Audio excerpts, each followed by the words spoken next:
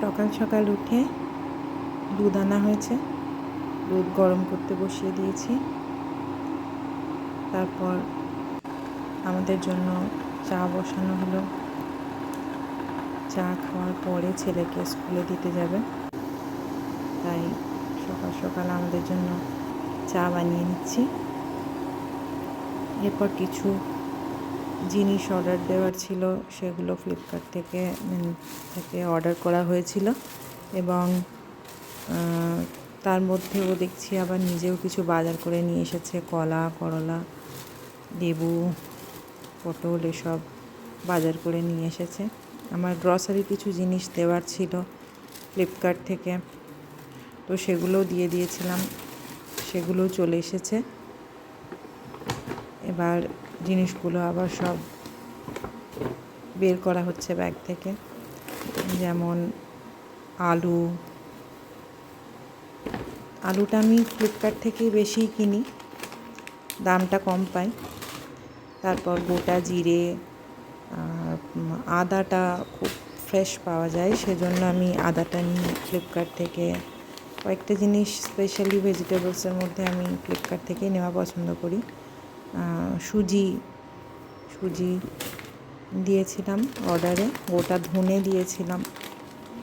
এগুলো সব আমি মশলা বাড়িতে বানিয়ে রাখি, সেজন্য গোটাই নিয়ে আসি। তারপরে জিরে, ধনে এগুলো সব আমি বাড়িতেই মিক্সিতে মশলা পিষিয়ে বানিয়ে রেখে দিই। এছাড়া এই বাদামটা ফার্স্ট টাইম আমি এটা অর্ডার করেছি, বাট এটা একদমই ভালো দেয়নি দেখছি। এটা একদম ভালো না, এরপর থেকে আর এটা নেওয়া যাবে না। এই প্রথমবার এই কোম্পানির বাদামটা নিলাম। এরপর আমার মানি প্ল্যান্টের গাছে আমি রাইস ওয়াটার দিই রোজ একটু করে, সপ্তাহে 2 দিন রাইস ওয়াটার দিলেই হয়। তো আজ তাই একটু রাইস ওয়াটার দিয়ে দিলাম। আর এরপর আমার চা খাওয়াটা বাকি ছিল, তো আমি আমার জন্য দুধ চা বানিয়ে নিচ্ছি। কারণ সকালে আমি লাল চা একদমই খেতে পারি না, তো সেই কারণে আমার জন্য আমি দুধ চা বানিয়ে নিচ্ছি। কর্তাকে লাল চা বানিয়ে দিয়েছি, তো এই আমার দুধ চা বানানো হয়ে গেল।